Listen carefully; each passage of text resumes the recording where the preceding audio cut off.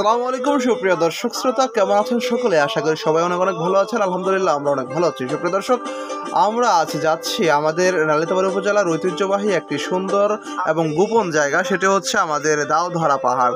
এই দাউধরা পাহাড়টি দেখতে খুবই সুন্দর, আর সেখানে দেখার জন্য আমি এবং আমার বন্ধু মোখলেসুর রহমান লিখন কিন্তু চলে যাচ্ছি সেই তার নিজস্ব বাইক দিয়ে।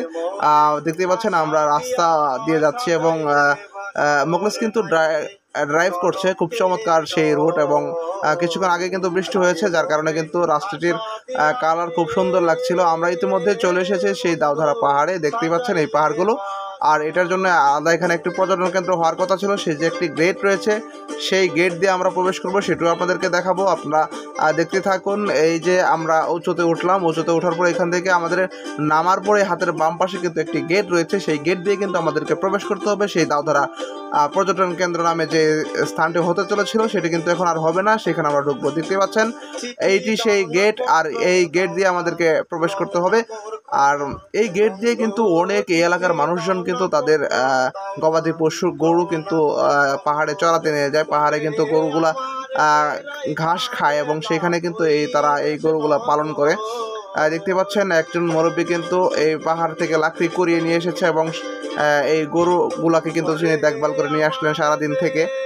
চমৎকার এই দৃশ্যটি দেখার জন্য আসলে আমাদেরকে অবশ্যই লাইক এবং কমেন্ট করতে পারেন। এবং সুন্দর সামনে সামনে আরও সুন্দর সুন্দর দৃশ্য রয়েছে, এবং সামনে একটি চমৎকার মাঠ রয়েছে, যে মাঠটিতে পাহাড়ের দুপাশে পাহাড়, মাঝখানে খেলার মাঠ। এই খেলার মাঠটিতে বাচ্চারা যখন খেলছিল আসলে চমৎকার লাগছিল।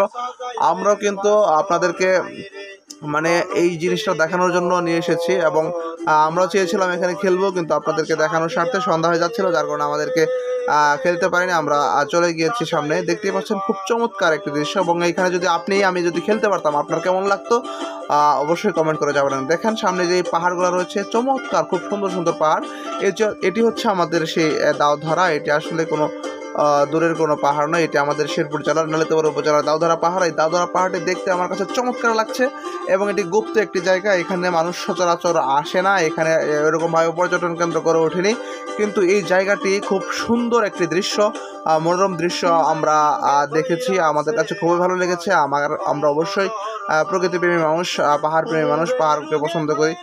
দেখতে পাচ্ছেন খুব সুন্দর, কিন্তু খুব সুন্দর একটি দৃশ্য আপনারা দেখতে পাচ্ছেন। মানুষ কিন্তু এখানে দলে দলে বসে আছে, তাদের গরু এবং তাদের গবাদি পশু, বিভিন্ন ধরনের তাদের যে পশু পাখি রয়েছে, তারা কিন্তু এই বনে ছেড়ে দিয়ে বসে থাকে। বনের এতে গরুগুলা ঘাস খায়, পাতা খায়। এগুলো খাওয়ার কারণে কিন্তু তাদের যে গোখাদ্য সেটি কম লাগে, তার ফলে তাদের অতি দ্রুত তাদের গরুর গ্রোথ হয় এবং ভালো অর্থ ইনকাম করতে পারে। এই জন্যই আমরা এই রাস্তা দিয়ে কিন্তু যাচ্ছি। দেখতে পাচ্ছেন এইখানে একটি পার্ক হওয়ার কথা ছিল সরকারিভাবে, কিন্তু এই পার্কটি পরিবেশ অধিদপ্তর মানে আমাদের যিনি রয়েছেন বন ও পরিবেশ উপদেষ্টা জনাব সৈয়দ রেজওয়ান হাসান কিন্তু এখানে এসেছিলেন, এসে কিন্তু এটি বন্ধ করে দিয়ে গেছেন। এখন এখানে কিন্তু কোনো পর্যটন কেন্দ্র স্থাপন হবে না, কারণ পর্যটন কেন্দ্র স্থাপন হলে এখানে যে হাতির যে অবাধে চলাফেরা সেটি কিন্তু হবে না, সম্ভব হবে না, যার কারণে কিন্তু এটি পর্যটন কেন্দ্র করতে নিষেধ করেছে। দেখতে পাচ্ছেন আমার বন্ধু মোখলেসুর রহমান লিখনকে আমি ছবি তুলে দিচ্ছি।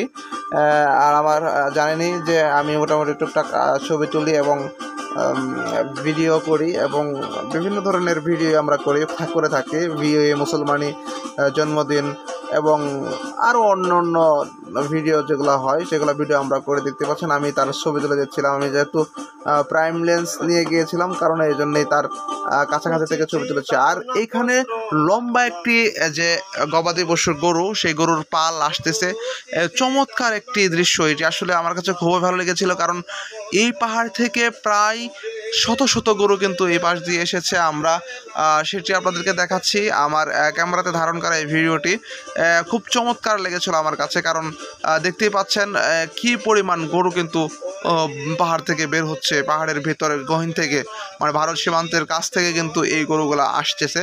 কারণ এই পর্যন্ত চলে যায় গরুগুলা খাওয়ার জন্য, বিভিন্ন লতা পাতা ঘাস খেয়ে কিন্তু এই গরুগুলা বড় হচ্ছে। এবং যে খামারিরা রয়েছে তাদের কিন্তু গোখাদ্য কম লাগছে, তারা কিন্তু অতি দ্রুত এই গরুগুলো বড় হচ্ছে এবং অতি দ্রুত তারা অর্থ ইনকাম করছে। তো দেখতে পাচ্ছেন সারাদিন গরুর পিছনে থাকতে থাকতে যে পাহাড়ে বিভিন্ন ধরনের লাকড়িগুলো পড়ে থাকে, সেই লাকড়িগুলো কুড়িয়ে কিন্তু এই যে রাখাল যিনি যায় গরুটিগুলো রাখতে, তিনি কিন্তু এই লাকড়িগুলো নিয়ে এসে পড়ছেন। একই কাজে তার দুটি কাজ হয়ে যাচ্ছে, গরু দেখাও হচ্ছে এবং সেই সঙ্গে লাকড়িও আনা হচ্ছে। এক বোঝা লাকড়ির দাম এখন প্রায় 100 থেকে 150 টাকার মতো। এইটাও অনেক ভালো। মোটামুটি এই ধরনের পাহাড়ে যে জনবসতি রয়েছে, পাহাড়ের তাদের ভালো একটা ইনকাম সাইট রয়েছে। এখানে আসলে যদি কেউ এরকমভাবে গরু পালন করে, একজন শ্রমিক দিয়ে কিন্তু অনেকগুলো গরু পালা সম্ভব এবং খুব খাদ্যের কম লাগবে।